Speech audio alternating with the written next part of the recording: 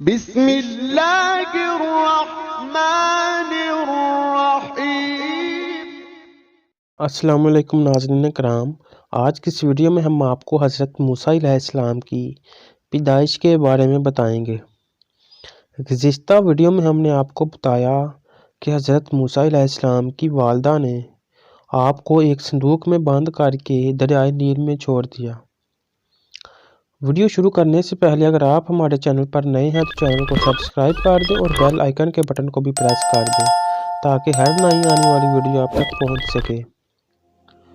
ایک دفعہ فرعون اور اس کی بیوی حضرت بی بی آسیہ ایک سیر و تفریح کے لیے نکلے۔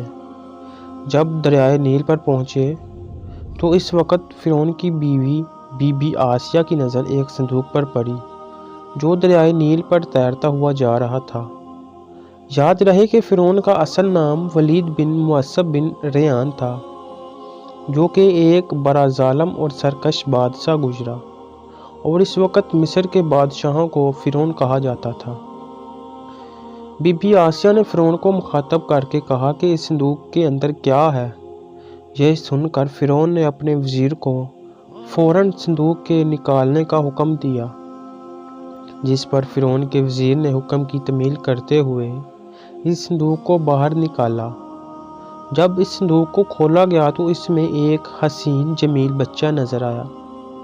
یہ دیکھ کر فرعون کو فوراً اپنا خواب یاد آیا جو اس نے اپنی سلطنت میں دیکھا کہ کوئی بچہ پیدا ہوگا جو بڑا ہو کر میری بادشاہی ختم کر دے گا، جس پر فرعون نے فوراً قتل کرنے کا کہا، جس پر بی بی آسیہ نے منع فرما کر کہنے لگیں کہ ہمارے ہاں کوئی بچہ نہیں ہے، بس اس کی ہم پرورش کریں گے، اور فرعون سے کہنے لگی کہ اگر آپ کو پھر بھی شک ہے تو اس کو آزما لیں۔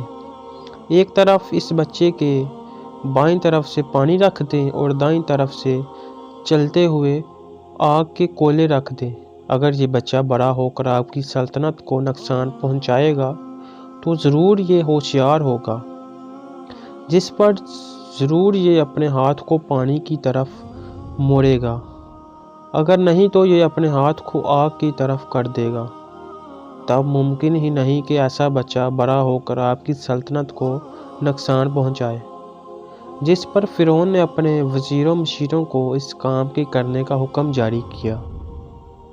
تب حضرت موسیٰ علیہ السلام نے اپنے ہاتھ کو جب پانی کی طرف بڑھانے لگے تو فوراً اللہ تعالیٰ نے حضرت جبرائیل علیہ السلام کو حکم فرمایا کہ فرعون جا کر حضرت موسیٰ علیہ السلام کے ہاتھ کو آگ کی طرف کر دیے، تاکہ فرعون کو معلوم نہ ہو سکے کہ واقعہ میں یہی وہ بچہ ہے جو میری سلطنت کو ختم کر دے گا۔